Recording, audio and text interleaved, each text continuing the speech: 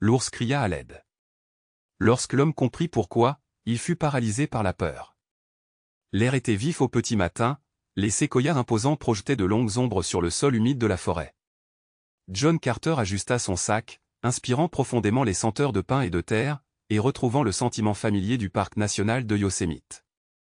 Il avait passé des années à patrouiller ces terres, connaissant chaque rocher et chaque ruisseau par cœur. La nature sauvage était sa seconde maison, mais aujourd'hui, quelque chose semblait différent. Tout commença par un bruit bas et guttural qui n'appartenait pas au cœur habituel des oiseaux et du bruissement des feuilles. John se figea, sa main se déplaçant instinctivement vers le pistolet tranquillisant sur sa hanche. Le son se fit entendre à nouveau, un souffle lourd et laborieux, mêlé de douleur. Son pouce accéléra tandis qu'il scrutait les arbres, ses yeux perçants captant un changement dans le sous-bois juste devant lui. Lentement, il avança, ses bottes faisant à peine un bruit sur le sol, jusqu'à ce que la vue l'arrête net. Allongé près d'un tronc d'arbre tombé, partiellement caché par des fougères, se trouvait un énorme grizzly. Sa fourrure était emmêlée de terre et de sang séché, son flanc se soulevait et s'abaissait de manière inégale alors qu'elle luttait pour respirer. John remarqua immédiatement la profonde entaille sur son épaule, la blessure vive et violente, probablement infligée lors d'un combat ou d'une tentative d'évasion ratée d'un prédateur. Elle était vulnérable, un spectacle rare et dangereux. Une mère ours, réalisa-t-il en voyant l'état de son corps, son estomac se tordit. Si elle avait des oursons, ils étaient là, seuls. John s'accroupit lentement, gardant une voix basse et apaisante. « Douce fille, je ne suis pas là pour te faire du mal. » L'ours releva faiblement la tête, ses yeux sombres fixés sur les siens. Il n'y avait aucune agressivité dans ses yeux, seulement de l'épuisement, un appel silencieux à la clémence. Il avait déjà vu la peur chez les animaux, mais là, c'était quelque chose de plus profond. Son éducation lui disait de rester prudent, mais son instinct lui disait qu'elle avait besoin d'aide, et vite. Sa respiration était irrégulière et la blessure suppurait. Si l'infection s'installait, elle ne survivrait pas longtemps. Il tendit la main vers sa radio et appuya sur le bouton avec ses doigts fermes. « Base, ici John, j'ai un problème. » Un crépitement de bruit statique retentit avant qu'une voix ne se fasse entendre. « Vas-y, John. J'ai trouvé un grizzly blessé, une femelle, avec une blessure profonde à l'épaule. Elle est consciente mais faible. J'ai besoin d'une équipe vétérinaire ici au plus vite. » Il jeta un coup d'œil à l'ours, notant que ses oreilles bougeaient à peine au son de sa voix. Elle commençait à manquer de force. Bien reçu. L'équipe la plus proche est à 1 heure de route. Peux-tu la garder en vue jusque-là? Je ne pense pas qu'elle s'en aille, répondit John d'un ton grave, ses yeux se reportant sur la blessure. 1 heure pourrait être trop longue. L'ours poussa un profond soupir, sa tête tombant sur le sol de la forêt. L'instinct prit le dessus et John se rapprocha, conscient de ses griffes massives mais peu disposé à la laisser souffrir en silence. Il fouilla dans son sac et en sortit sa trousse d'urgence. Ce n'était pas grand-chose, juste un antiseptique, de la gaze et une seringue contenant un analgésique léger destiné aux petites créatures, mais c'était mieux que rien. Je ne sais pas si cela va aider, mais nous allons essayer, murmura-t-il en débouchant soigneusement l'antiseptique. Tandis qu'il tamponnait la plaie, l'ours tressaillit mais ne grogna pas. Il travailla rapidement, appliquant un pansement temporaire, sachant que c'était une solution faible à un problème bien plus grave. Les yeux de l'ours s'ouvrirent à nouveau, le regardant, et pendant un instant, John sentit une compréhension tacite passer entre eux. Les minutes se transformèrent en une demi-heure. La forêt resta étrangement silencieuse, comme si elle retenait son souffle. John changea de position, étirant ses jambes raides, mais ne s'éloigna jamais beaucoup de l'ours. Son esprit revenait sans cesse aux oursons disparus. Il devait les retrouver, mais la laisser maintenant lui semblait mal. Puis un bruissement le fit se retourner brusquement. Quelque chose bougeait dans les broussailles derrière eux, hésitant mais délibéré. John en eut le souffle coupé. Étaient-ce les oursons? Il tendit l'oreille, mais quoi qu'il en soit, il resta hors de vue. L'ours leva légèrement la tête, son nez tressaillant, comme si elle le sentait aussi. John se leva, tous ses muscles en alerte. Si ces petits étaient à proximité, ils auraient peut-être trop peur pour s'avancer. Ou pire, quelque chose d'autre pourrait les observer. Il jeta un coup d'œil à l'ours, sentant le poids du moment s'abattre sur lui. « Je les retrouverai », promit-il doucement. À ce moment-là, le bourdonnement lointain d'un véhicule qui approchait parvint à ses oreilles. L'équipe vétérinaire. Le soulagement l'envahit, mais il ne dura pas longtemps. Il savait que ce n'était que le début. John expira, son souffle visible dans l'air frais du matin, tandis que le bourdonnement lointain d'un véhicule en approche brisait le silence gênant de la forêt. L'équipe vétérinaire s'approchait, mais son attention restait concentrée sur l'ours.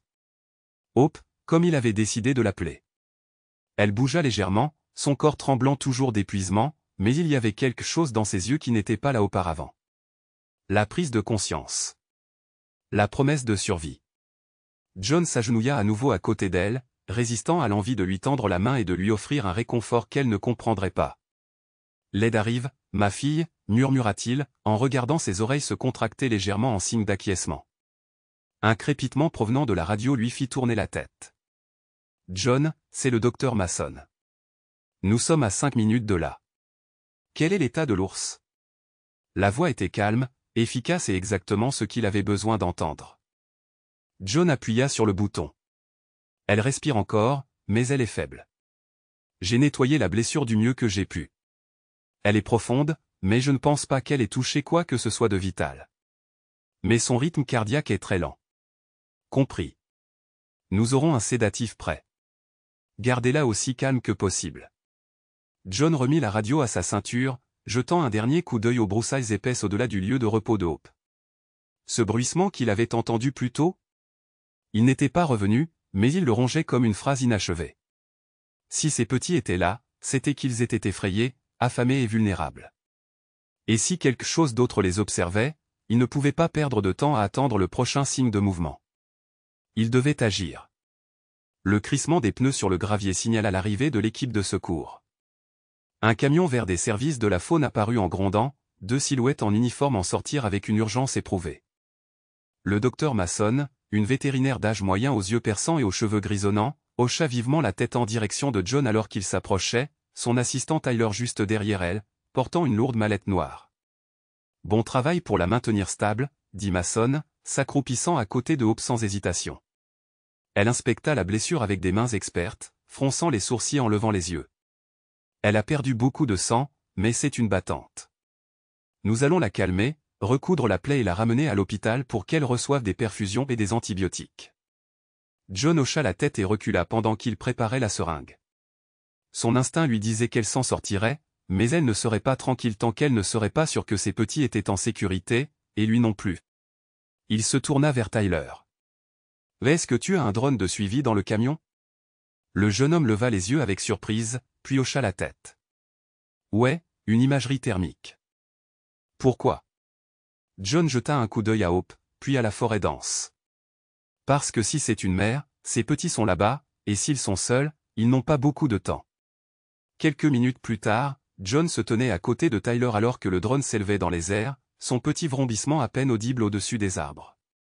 L'écran de l'ordinateur de poche s'est allumé, affichant une vue plongeante sur la nature environnante. Mason s'est occupé rapidement de Hope, ses mains expérimentées se déplaçant avec précision tandis qu'elle recousait la blessure. Mais John l'a à peine remarqué.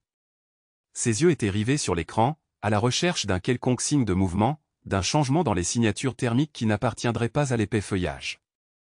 Puis il l'aperçut. Une petite forme rouge palpitante, à peine distinguable de l'arrière-plan, enroulée près de la base d'un arbre tombé. Puis un autre, légèrement plus grand mais tout aussi immobile. Le cœur de John se serra. Là, il désigna du doigt. Tyler ajusta la position du drone et zooma. 2 petites formes se blottirent l'une contre l'autre, pressées dans l'ombre comme si elles essayaient de disparaître. « Elles sont vivantes », murmura John, une vague d'urgence s'abattant sur lui. « Mais ils ne resteront pas longtemps si nous n'agissons pas maintenant. » Mason leva à peine les yeux de son travail. « John, tu connais le protocole. Il faut d'abord stabiliser la mère. »« Je sais », dit John en serrant déjà les sangles de son sac. « C'est pour ça que j'y vais seul. » Tyler hésita. « C'est une partie difficile du parc, mec. Ces oursons ne sont peut-être pas les seuls animaux qui y vivent. » John soutint son regard sans hésiter. « Alors je ferais mieux de les rejoindre avant que quelque chose d'autre ne le fasse. » Le drone a localisé l'endroit, à un peu moins d'1 mile au nord-est. Ce n'était pas une longue randonnée dans des circonstances normales, mais sur un terrain épais, avec une visibilité décroissante à mesure que les nuages s'amoncelaient, ce serait un défi. John se déplaçait rapidement, se faufilant entre les pins imposants et les sous-bois enchevêtrés, ses bottes s'enfonçant silencieusement dans la terre humide. Il n'avait aucune idée du temps que les oursons avaient passé seuls, mais d'après les images, ils semblaient mal nourris. Leur fourrure s'emmêla et leurs corps se recroquevillèrent vers l'intérieur dans une dernière tentative de conserver leur chaleur. Il avança, le souffle régulier, les sens aiguisés. La forêt semblait différente à présent.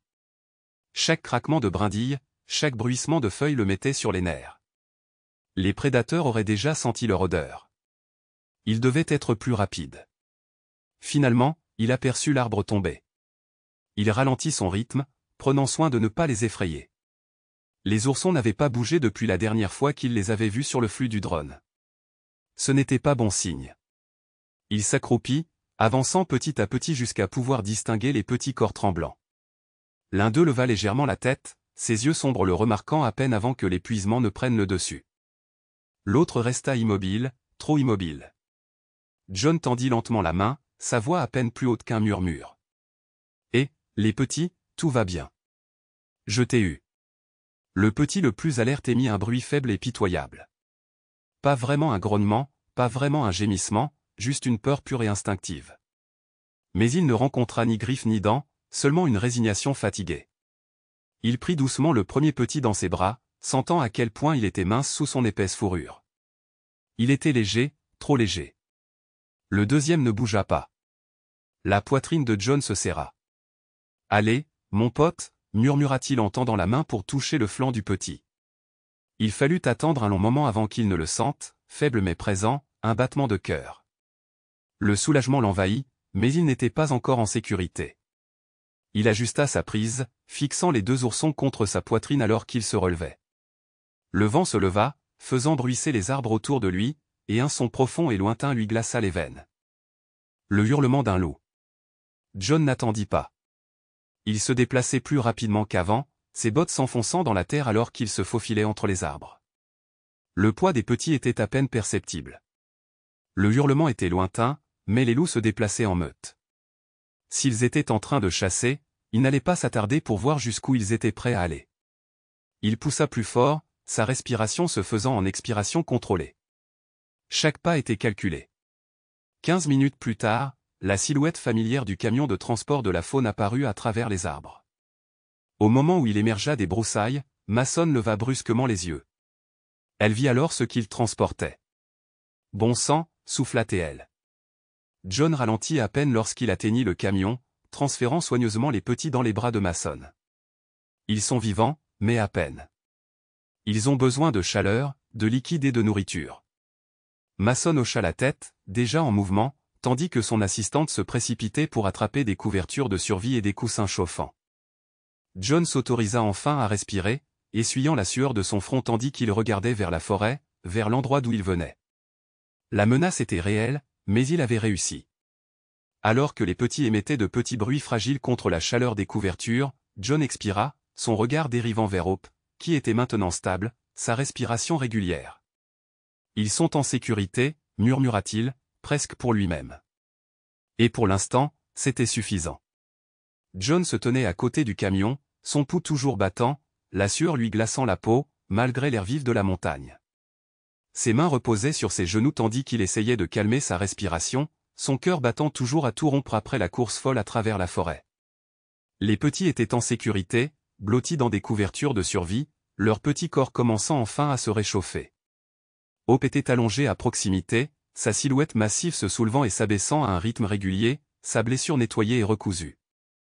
Le pire était passé, pour l'instant, mais John ne pouvait se débarrasser de la sensation qui lui rongeait le ventre. La voix de Mason interrompit ses pensées. « Ils ont eu de la chance que tu les aies trouvés à ce moment-là » murmura-t-elle en ajustant doucement la couverture autour du plus petit ourson. S'ils avaient été encore plus longtemps dehors, ils n'y seraient pas parvenus. John hocha la tête, observant l'un des oursons, le plus grand, émettre un faible bruit et se blottir contre la chaleur de son frère. Il expira, la tension se relâchant légèrement de ses épaules, mais son esprit n'avait pas fini de s'emballer. Quelque chose dans la façon dont Hope avait été blessée, dans le fait que les oursons s'étaient trouvés si loin d'elle, ne lui semblait pas normal. Les ours étaient des mères farouchement protectrices, même blessées, elle aurait dû se battre bec et ongles pour les garder près d'elle. Alors pourquoi étaient-ils restés seuls? Qu'est-ce qui les avait séparés si complètement? John se tourna vers Mason, la voix plus basse à présent. Ce n'était pas juste une blessure accidentelle, quelque chose les avait séparés de ces oursons. Il regarda à nouveau les arbres, l'estomac noué. Je dois trouver ce qui se passe. Mason soupira, l'épuisement se lisait sur son expression, mais elle ne discuta pas. Elle le connaissait bien à présent. Si tu retournes là-bas, sois prudente. S'il s'agissait d'un autre prédateur, tu ne voudrais pas entrer sur son terrain de chasse sans être préparé. John hocha la tête avant de se diriger vers son quad. Les oursons étaient désormais en sécurité, mais il y avait autre chose en jeu. Il le sentait. La forêt était trop calme. Le sentiment de malaise ne s'était pas dissipé. Il avait besoin de réponses. Il fit tourner le moteur et ramena le quad vers l'endroit où il avait trouvé les oursons. Les arbres passaient devant lui dans un mélange de vert et de brun, la lumière du soleil filtrant à travers la canopée et des taches scintillantes. Le trajet était difficile, le terrain irrégulier, mais John le remarqua à peine. Il était concentré et son esprit repassait chaque détail. Les petits étaient trop faibles pour voyager loin seuls. Si Hope avait été blessé dans une bagarre, les petits seraient restés à proximité, à moins que quelque chose ne les effraie. Sa mâchoire se serra lorsqu'il s'arrêta près de l'arbre abattu où il les avait repérés pour la première fois. Descendant de sa monture, il se déplaça avec précaution, enjambant les branches et scrutant le sol de la forêt. Ses bottes s'enfonçaient dans la terre meuble, ses yeux entraînés captant de petites perturbations dans la terre. Des traces. Légères, mais bien présentes. Elles ne viennent ni des oursons, ni de Hope. Autre chose. John s'accroupit, caressant légèrement les traces de doigts. La taille ne correspondait pas à celle d'un loup ou d'un puma, mais ce qui le troublait n'était pas la forme des traces. C'était leur espacement, leur nature délibérée. Il ne s'agissait pas des empreintes erratiques et instinctives d'un animal poursuivant une proie. Elles étaient calculées. La poitrine de John se serra lorsqu'il comprit. Des traces humaines. Un frisson lui parcourut l'échine, non pas à cause de l'air frais, mais à cause des implications. Il s'attendait à trouver des signes d'un autre prédateur, peut-être un ours mâle rebelle ou une meute de loups affamés. Mais c'était pire. Bien pire. Il suivit les traces plus profondément dans les bois, son pouls était stable, mais ses muscles étaient tendus, prêts à l'action. Les traces se faufilaient dans les sous-bois, au milieu des branches cassées et des feuilles dérangées, le conduisant vers une clairière où la forêt s'ouvrait sur un affleurement rocheux. C'est là, au milieu des pierres déchiquetées, qu'il les vit. Un piège grossier, dont le fil brillait sous la lumière tamisée du soleil. Son estomac se retourna alors qu'il s'approchait, inspectant le métal rouillé, la façon dont la boucle avait été serrée et cassée. Hope avait lutté ici, s'était battue pour se libérer. C'est ainsi qu'elle avait été blessée. Des braconniers. Cette prise de conscience lui a fait l'effet d'un coup de poing dans l'estomac. Cela expliquait tout. Sa blessure, la séparation, la peur dans ses yeux. Elle avait été piégée, ses petits avaient été obligés de fuir et, d'une manière ou d'une autre, miraculeusement, elle avait réussi à s'échapper. Mais s'il y avait un piège, il y en aurait d'autres. Il serra les poings tandis qu'il scrutait la zone, la rage bouillonnant sous sa peau. Braconner à Yosemite était un crime, et plus que cela, c'était une violation de tout ce que John avait passé sa vie à protéger. Ses doigts effleurèrent sa radio, prêts à appeler, quand un autre bruit le figea sur place. Des voix, lointaines mais qui se rapprochaient. Le rythme cardiaque de John s'accéléra tandis qu'il se pressait contre les rochers, à l'écoute. Les voix étaient basses, murmurées, mais à mesure qu'elles devenaient plus claires, son sang se glaça. « As-tu vérifié le dernier piège » ? Rien. Probablement effrayé. Quelle perte de temps. Une deuxième voix, plus grave, irritée. Le patron ne va pas aimer ça. Il a dit qu'il y en avait un gros dans ce coin. Ça aurait dû être facile. John serra les dents. Ils étaient toujours là, cherchant activement. Son instinct lui criait de bouger, mais il se força à rester immobile, absorbant chaque mot. Nous allons poser un autre piège plus loin. Si elle est blessée, elle n'ira pas bien loin. John serra les poings, même s'il n'avait rien à dire. Il recula prudemment, se déplaçant lentement, méthodiquement, s'assurant qu'aucune branche ne se brise sous ses pieds. Dès qu'il fut suffisamment loin, il se retourna rapidement mais silencieusement vers son VTT. Au moment où il l'atteignit, il arracha la radio de sa ceinture, d'une voix aiguë. « Base, ici John. J'ai besoin de renforts immédiats à mon emplacement. Nous avons des braconniers actifs dans le cadran nord-est, qui posent des pièges illégaux. Je répète, des braconniers sont dans la région. » Un bruit parasite, puis la réponse du répartiteur. « Bien reçu, John. J'envoie une équipe de garde immédiatement. Est à 15 minutes. Procédez avec prudence. » 15 minutes. Ce n'était pas assez de temps. John serra plus fort le guidon tandis qu'il regardait en arrière vers la forêt. Si ces hommes parvenaient à attraper un autre ours avant l'arrivée de l'équipe, cela pourrait signifier qu'un autre ours serait blessé ou mort. Et ce n'était pas seulement Hope, tous les animaux de la région étaient en danger. Il avait passé sa vie à protéger ce parc, à se consacrer à la préservation de sa faune. Il n'allait pas rester les bras croisés et attendre. Il fit tourner le moteur brusquement et tourna le quad en direction des voies. Il ne voulait pas s'engager, pas directement, mais s'il pouvait au moins les interrompre avant l'arrivée des renforts, le risque en valait la peine. Les arbres passaient devant lui, l'odeur des pins était épaisse dans l'air. Il coupa le moteur avant de s'approcher trop près, sauta et avança à pied. La clairière était juste devant lui. Il pouvait voir le mouvement entre les arbres, des silhouettes qui bougeaient, des voix qui murmuraient toujours. Il se pencha, attrapa un rocher à proximité et, avec une précision extrême, le lança vers un bosquet sur le côté. Le bruit était aigu, distinct, suffisamment pour figer les deux hommes. Qu'est-ce que c'était? John resta à terre, les regardant se retourner, leurs mains se déplaçant vers leur ceinture. Des couteaux, pas des armes à feu. C'était quelque chose. L'un d'eux s'avança prudemment, scrutant les arbres. Probablement rien, marmonna le premier, mais John vit l'hésitation, le malaise s'installer. Bien, laissons-les se remettre en question. Une minute s'écoula avant que l'un d'eux ne grogne. Allons-y. Si rien ne touche les pièges, ça ne vaut pas la peine de prendre le risque. John resta immobile, le cœur battant tandis qu'ils se déplaçaient, leur silhouette reculant. Il attendit, comptant les battements jusqu'à ce que le bruit de leurs pas s'éteigne complètement. C'est seulement alors qu'il expira, se levant lentement. Le combat n'était pas terminé, loin de là, mais pour l'instant Hope et ses petits avaient une chance, et John allait s'assurer que cela reste ainsi. John resta accroupi dans le sous-bois dense, écoutant les pas des braconniers s'éloigner tandis qu'ils s'enfonçaient dans la forêt. Sa respiration était régulière, contrôlée, mais sous son calme apparent, la colère bouillonnait. Braconner dans un parc national protégé n'était pas seulement illégal, c'était une violation de tout ce qu'il avait juré de protéger.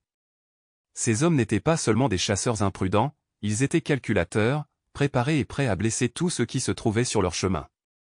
Ses doigts planaient au-dessus du clip radio de son gilet, mais il n'appuya pas encore sur le bouton. Il devait être intelligent. En chargeant maintenant, il risquait de compromettre les preuves, ou pire, de les effrayer et de les faire disparaître avant l'arrivée de l'équipe de gardes forestiers. Au lieu de cela, il recula lentement et délibérément, ses bottes s'enfonçant doucement dans le sol humide de la forêt. Ses yeux vacillèrent sur le piège rudimentaire que les hommes avaient posé, sa boucle de fil rouillé scintillant toujours sous la lumière filtrée du soleil. Un spectacle esséurant. Il avait déjà vu trop de pièges de ce genre. Des dispositifs destinés à étrangler, mutiler et laisser les animaux souffrir pendant des heures, parfois des jours, avant que les braconniers ne reviennent réclamer leur soi-disant récompense. Il serra les dents et sortit son couteau, coupant le fil en quelques mouvements rapides. Il jeta les restes dans les broussailles, s'assurant que le piège ne serait plus jamais utilisé. Un piège de moins, un risque de moins pour Hope ou toute autre créature errant dans ces bois. Le bourdonnement lointain d'un moteur qui approchait le ramena au présent. Reculé. Il se tourna vers le bruit, se déplaçant rapidement mais silencieusement à travers les arbres, parcourant le terrain accidenté avec une aisance éprouvée. Alors qu'il émergeait des broussailles, le camion des services de la faune apparut, ses pneus soulevant la poussière lorsqu'il s'arrêta. Deux gardes forestiers, Carter et Ruiz, en sortirent, tous deux expérimentés et tous deux vigilants. Carter, le plus grand des deux, fit un signe de tête brusque à John. « J'ai entendu dire que vous aviez un problème de braconnier, dit-il, sa voix portant le poids de l'expérience. » John fit un geste vers le sentier d'où ils venaient. Ils installaient de nouveaux pièges à environ un demi-mille à l'est, deux d'entre eux, peut-être plus, armés de couteaux mais pas d'armes à feu à ma connaissance. Ruiz marmonna un juron à voix basse, tout en tendant la main vers le fusil attaché dans son dos. « Ils deviennent plus audacieux, dit-il.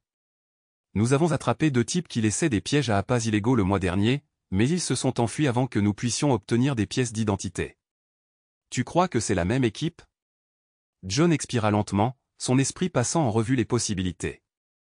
Peut-être, mais il ne s'agissait pas seulement d'abattre un cerf ou un coyote au hasard. Il cherchait quelque chose de gros. Il croisa le regard de Carter. Il cherchait l'espoir. Un silence pesant et muet s'installa dans le groupe.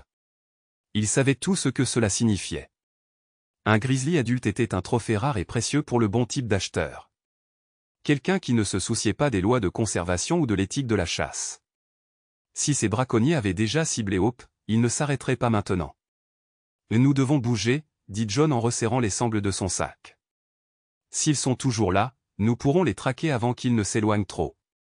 Carter hocha la tête, dégainant déjà son arme de poing. Ruiz, répartiteur radio. Dites-leur que nous poursuivons des suspects à pied, possible activité de braconnage illégal. Attrapons ces salauds avant qu'ils ne disparaissent. John leur montra le chemin, revenant sur ses pas à travers la forêt. Ses sens aiguisés à l'affût du moindre signe de mouvement. Chaque craquement de brindilles, chaque bruissement de feuilles lui mettait les nerfs à vif. Le terrain devenait plus rocailleux à mesure qu'il s'enfonçait dans la nature sauvage, les pins imposants cédant la place à un paysage plus accidenté rempli de ravins et de sentiers cachés. C'était l'endroit idéal pour disparaître si l'on savait où aller. John avait passé des années à mémoriser ce territoire, à apprendre chaque piste, chaque raccourci. Si les braconniers pensaient pouvoir le distancer, ils se trompaient. Puis un bruit, aigu, soudain, des voix, proches. John leva la main pour faire signe aux autres de s'arrêter. Il se laissa tomber au sol, s'appuyant contre l'écorce rugueuse d'un arbre, tout en scrutant le feuillage. Ils étaient là, 2 silhouettes debout près d'un campement de fortune niché entre les rochers, discutant à voix basse et urgente. John ne put distinguer que des bribes de leur conversation, mais cela lui suffisait. Ce maudit ours s'est enfui. Ça ne vaut pas la peine de rester dans les parages. Les Rangers vont bientôt envahir cet endroit. Carter serra plus fort son pistolet. Ruiz avait déjà décroché la radio de sa ceinture, murmurant leur position au répartiteur. Le cœur de John battait toujours à un rythme soutenu. Ils avaient l'avantage, mais un faux mouvement et les braconniers pouvaient se disperser comme des fantômes. Nous les emmenons maintenant, murmura Carter, sa voix à peine plus forte qu'un souffle. Rapide et net. John hocha la tête d'un seul coup, sans hésitation. Ils se déplacèrent comme un seul homme, pénétrant dans la clairière avec les armes levées. Rangers fédéraux, les mains bien visibles. La voix de Carter résonna dans l'air, ferme et autoritaire. La réaction fut immédiate. L'un des braconniers, un homme maigre à la barbe hirsute, se retourna, les yeux écarquillés de stupeur, avant de se précipiter vers une meute à proximité, cherchant probablement une arme. « Il n'y pense même pas », prévint Ruiz en s'avançant. L'autre homme, plus grand, bâti comme un mur de briques, leva lentement la main, l'air indéchiffrable. « Nous n'avons rien fait, dit-il d'une voix douce, trop calme. John n'y croyait pas. Des pièges illégaux, visant des espèces sauvages protégées. C'est plus que suffisant, rétorqua-t-il. Maintenant, couche-toi par terre. Le débraillé hésita, sa main tressauta près de sa ceinture, et l'instinct de John lui hurla dessus. Il se précipita en avant, attrapa le poignet de l'homme avant qu'il ne puisse atteindre le couteau attaché à son côté, lui tordit le bras dans le dos et le força à s'écraser sur le sol. L'homme grogna de douleur, mais John ne desserra pas son étreinte. Carter attacha l'autre braconnier avec une paire de serre-câbles, marmonnant quelque chose à voix basse à propos des idiots qui n'apprennent jamais. Ruiz fit un pas en arrière, pressant la radio contre sa bouche. Centrale, nous avons 2 suspects en garde à vue, nous demandons une unité de transport à notre emplacement. John expira, réalisant seulement maintenant à quel point ses épaules étaient tendues. Ils en avaient, au moins 2, mais quelque chose clochait. Il se tourna vers le braconnier le plus grand, dont le visage restait exaspérant de neutralité. « Combien d'entre vous sont encore là ?» L'homme sourit en secouant la tête. « Je ne sais pas de quoi tu parles. » John serra les dents, mentant. Bien sûr qu'il mentait, mais avant qu'il ne puisse pousser plus loin, un bruit lointain se fit entendre à travers les arbres, un grondement sourd et sourd. La clairière se tut. Le sang de John se glaça lorsqu'il reconnut le bruit. Ce n'était pas celui des loups, ni celui d'un autre prédateur. Espoir. Les yeux de John se tournèrent vers la limite des arbres au moment même où l'énorme grizzly émergeait des broussailles. Ses mouvements étaient lents, toujours faibles, mais sa tête était baissée, ses yeux sombres fixés sur les hommes dans la clairière. Ses petits étaient en sécurité, mais elle ne le savait pas. Tout ce qu'elle voyait, c'étaient les menaces qui lui avaient fait du mal, qui avaient déchiré sa famille, et elle ne reculait pas. Tout le monde, bougez, dit John, d'une voix basse, calme mais pressante. Mais il était déjà trop tard. Le braconnier au sol a choisi ce moment précis pour paniquer. Il s'est débattu violemment, ses bottes claquant sur le tibia de John alors qu'il essayait de se libérer. Cela suffit à surprendre Hope, à déclencher les instincts qu'elle avait réprimés. Avec un rugissement assourdissant, elle chargea. Le temps ralentit au moment où Hope rugit, le son profond et guttural déchirant les arbres comme un avertissement de quelque chose d'ancien et d'inarrêtable. John n'eut qu'une seconde pour réagir avant que l'énorme grizzly ne se lance en avant, son corps affaibli portant encore assez de puissance brute pour faire trembler la terre sous elle. Le braconnier le plus proche de lui, le plus nerveux qui avait essayé de se libérer, laissa échapper un juron étranglé, son visage se vida de couleur alors qu'il reculait, les mains toujours liées dans le dos. L'homme le plus grand, celui qui avait souri avec tant d'assurance quelques instants plus tôt, perdit toute once de bravade alors qu'il se relevait en titubant, son souffle se rapprochant par à coups de panique. « Non, non, non » murmura-t-il dans sa barbe, le corps raidi par la peur. Mais Hope n'écoutait pas, Hope ne réfléchissait pas. Elle agissait par instinct, par souvenir de douleur, par odeur des hommes qui lui avaient fait du mal, qui lui avaient enlevé ses petits. John connaissait ce regard. Ce n'était pas seulement de la colère, c'était quelque chose de plus profond, un besoin primordial de protéger, de mettre fin à la menace avant qu'elle ne puisse à nouveau lui faire du mal. John se déplaça rapidement, s'interposant entre Hope et les hommes, les bras levés dans une tentative désespérée de briser sa rage. « Hope, arrête !» Sa voix était ferme, autoritaire, mais pas agressive. Il avait passé des années à travailler avec la faune sauvage, à comprendre comment désamorcer les situations dangereuses. Mais ce n'était pas une rencontre normale avec un ours. Ce n'était pas un animal curieux enquêtant sur un campement humain. C'était une mère qui avait été poussée au-delà de ses limites, son corps hurlant de vengeance alors même qu'elle luttait pour rester debout. Elle hésita une fraction de seconde, ses énormes pattes s'enfonçant dans la terre tandis qu'elle grognait, son souffle saccadé mais puissant. John la regarda dans les yeux, son cœur battant dans sa poitrine. « C'est fini » dit-il doucement, à peine plus aucun murmure, ses doigts tressaillant à ses côtés, prêts à bouger si elle se jetait dessus. « Tes petits sont en sécurité, ils t'attendent. » Pendant un instant, elle a semblé l'entendre, son grognement s'est légèrement atténué, ses oreilles se sont retournées comme si elle avait compris ses paroles. Mais ensuite, derrière lui, le braconnier nerveux a commis la pire erreur possible. Il courut. Le mouvement soudain déclencha quelque chose de profond en Hope, quelque chose que même John ne pouvait contrôler. Un nouveau rugissement s'échappa de sa gorge alors qu'elle se dressait sur ses pattes arrière, sa taille étant suffisante pour figer même les rangers chevronnés. La braconnière avait à peine fait 3 pas qu'elle s'écrasa sur le sol, ses puissantes pattes avant faisant trembler le sol. Elle s'élança en avant, ses griffes étincelantes, et John comprit qu'il n'y avait plus moyen de l'arrêter. Tout dans son entraînement lui disait de bouger, de se protéger, de s'écarter d'une attaque d'ours imminente. Mais s'il le faisait, le braconnier serait mort avant d'avoir atteint la limite des arbres. John serra les dents, son corps agissant avant que son esprit ne puisse deviner. Il se jeta sur le côté, attrapa le bras de l'homme et le déséquilibra au moment même où les énormes griffes de Hope sillonnaient l'air à l'endroit où il se trouvait. L'impact les envoya tous les deux s'étaler, le dos de John s'écrasant sur le sol tandis que le braconnier hurlait de terreur sous lui. Hope rugit à nouveau, la frustration dans sa voix secouant John jusqu'au plus profond de lui-même. Ruiz et Carter passèrent à l'action. « Bouge, maintenant » aboya Carter, sortant son pistolet tranquillisant de sa ceinture, les mains fermes malgré le chaos. Ruiz attrapa le braconnier le plus grand et le poussa en arrière, le tirant vers le camion aussi vite que possible. John roula sur lui-même, ses muscles hurlant de protestation alors qu'il se relevait. « Espoir, écoute-moi » cria-t-il en se plaçant à nouveau dans son champ de vision, son souffle devenant difficile et rapide. La poitrine de l'ours se souleva, ses griffes s'enfoncèrent dans le sol alors qu'elle avançait, ses yeux se déplaçant entre John et l'homme recroquevillé derrière lui. Elle était déchirée entre deux instincts, la vengeance et la survie. John avança lentement, les mains toujours levées. « Ils ne te feront plus de mal » dit-il d'une voix basse et ferme. « C'est fait, tu as gagné. » Elle expira brusquement, son corps toujours tendu, mais le feu dans son regard vacilla. John osa faire un pas de plus. Il pouvait voir l'épuisement qui la tiraillait, la douleur dans ses mouvements. Elle était sous l'effet de l'adrénaline, mais elle disparaissait rapidement. Puis, comme si un fil invisible s'était rompu entre eux, son corps s'affaissa, sa respiration ralentit, la fureur dans ses yeux s'éteignit, remplacée par quelque chose de plus doux, d'infiniment plus vulnérable. John tint bon, la regardant se retourner, sa silhouette massive se déplaçant vers les arbres.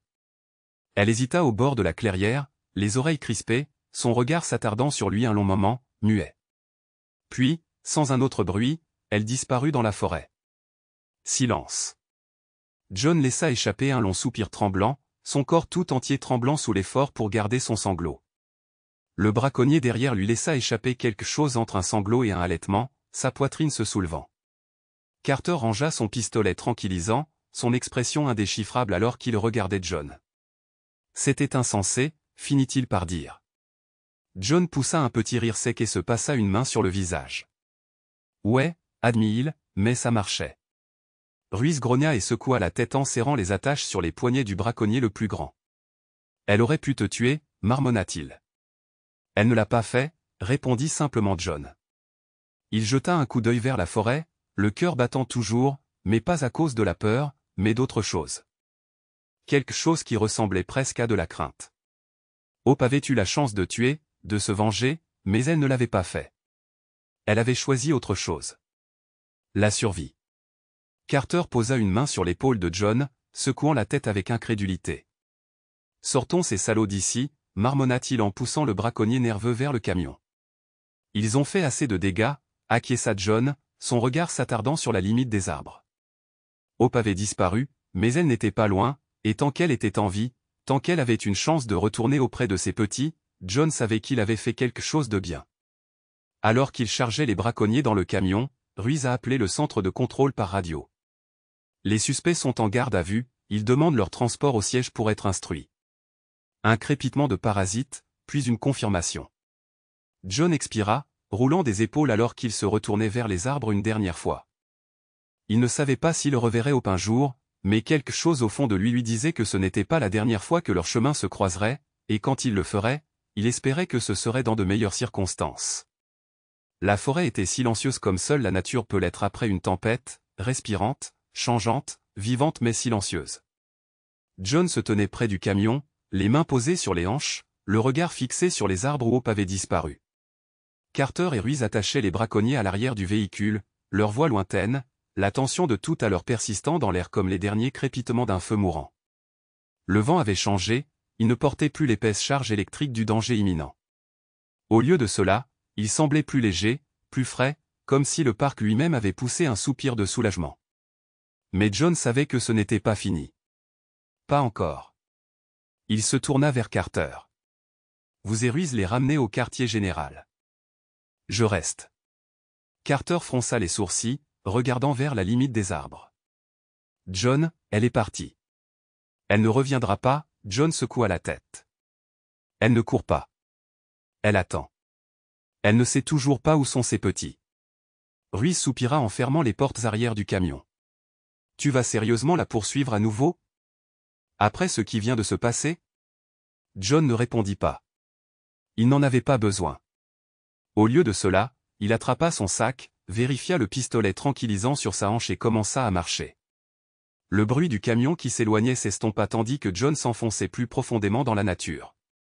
Ses muscles lui faisaient mal à cause de la lutte précédente, sa peau bourdonnait encore d'adrénaline. Mais il continua d'avancer. Chacun de ses pas était prudent, réfléchi. Il ne poursuivait pas Hope. Il la cherchait. Les minutes s'étirèrent jusqu'à devenir une heure. Le soleil avait commencé à descendre, une lumière dorée perçant la canopée, transformant la forêt en une mosaïque de feu et d'ombre. John évoluait sur un terrain familier, suivant un instinct qu'il ne comprenait pas vraiment mais auquel il faisait néanmoins confiance. Puis, enfin, il la vit. Hope se tenait dans une clairière, sa silhouette massive se découpant sur le soleil couchant, sa respiration lente mais profonde. Elle l'avait entendu bien avant qu'il ne la voie. John en était sûr. Mais elle n'avait pas couru. Elle n'avait pas chargé. Elle l'attendait. John s'approcha prudemment, s'arrêtant à quelques mètres. « Tu me connais maintenant » murmura-t-il, d'une voix basse et assurée. « Je ne suis pas ici pour te faire du mal. » Hope cligna lentement des yeux, ses yeux sombres indéchiffrables.